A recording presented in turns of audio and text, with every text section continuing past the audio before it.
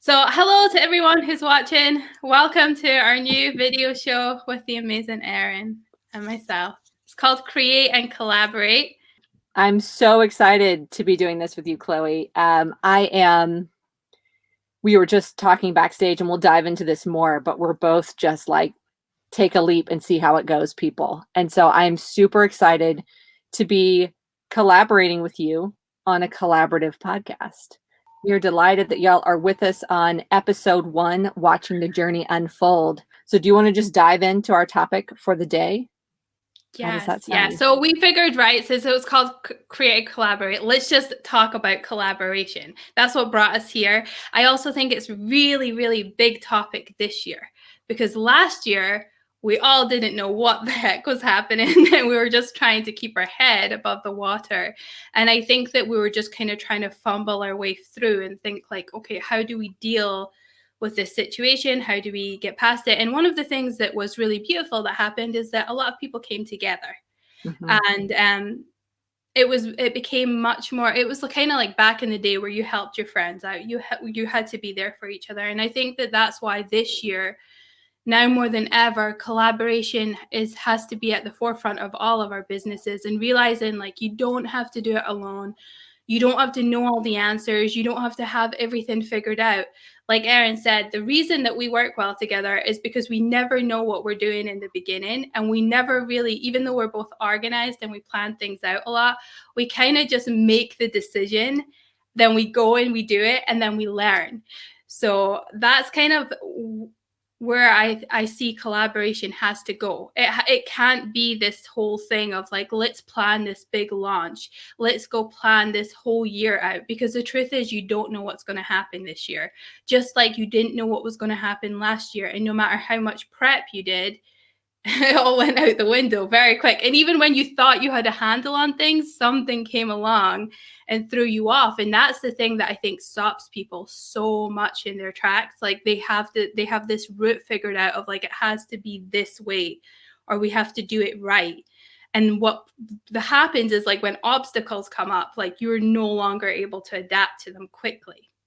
Yeah, because you have so much, you've got your foot on the gas and your hands on the steering wheel headed in one direction, and then all of a sudden traffic comes to an abrupt halt and you have no plan of how to take your foot off the gas, right? And no time to pivot. And so I think that there is a middle ground between planning so that you like know where you're headed. Don't just get in a car and start driving. Know what town you want to go to.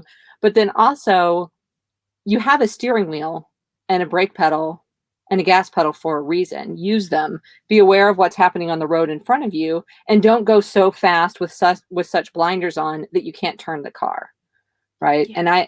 I'll just speaking of 2020, the pandemic, all that stuff, when all of this went down in March, what was so amazing to me was I was able to say to myself and say to my partner, Alan, like, we've been planning, like preparing ourselves for this for an entire year.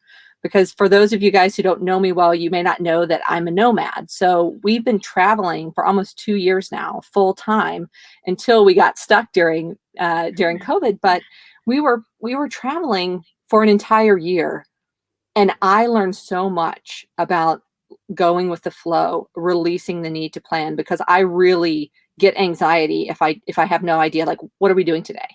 What do you mean there's no plan? When am I going to get online? When am I going to be able to, do my social media, all this stuff for my business? Trying to run a business and not knowing when you're going to have internet teaches you a lot about breathing through the stress of, not having a plan. So then by the time everything fell apart in March, it was like, well, we didn't have a plan anyway. So I'll just create a new one, right? Yeah. I'll just pivot and I'll just do all online work. I had spent 2 months planning all of my in-person summer workshops. And I was like, well, I don't have anything else to do besides plan all online workshops. So here we go. And that just, the more that you do that, the easier it gets to just turn the wheel.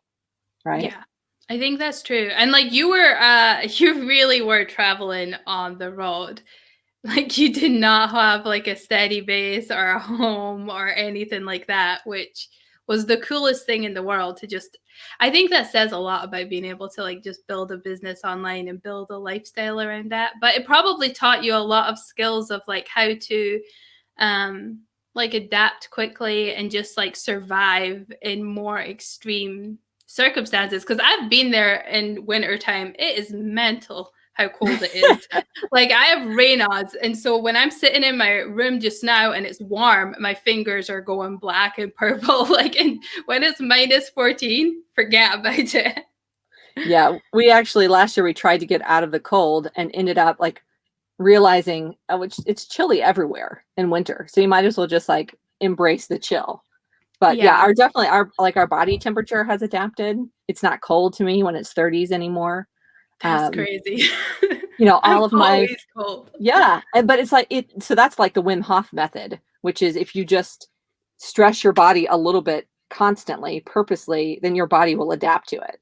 It's like sitting in cold water, taking a cold shower, so that your body adapts to it. But I do think that that also applies to the mental gymnastics that running a business creates, Yeah. right? If you like not totally terrify yourself, like if the idea of doing a video is the most terrifying thing ever, don't start a collaborative podcast on YouTube tomorrow, right? Like that's not what we're Yeah. saying here. How about do your first video tomorrow?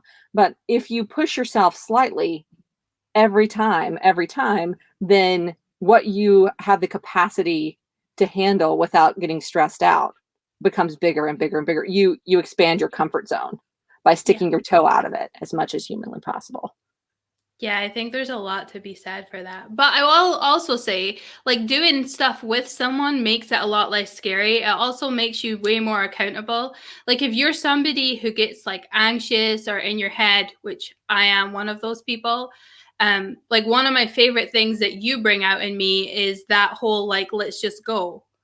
And so sometimes if you feel like you're somebody who gets caught in that space between where you're planning, you want to do something, but you keep putting it off until next week or next month or whenever it's all going to be perfect and figured out, like just either you need to fill in that space by doing it now, or you need to find someone who will help you and that brings out the very best in you, because not everyone's a great a great collaboration partner, even when you're friends with them.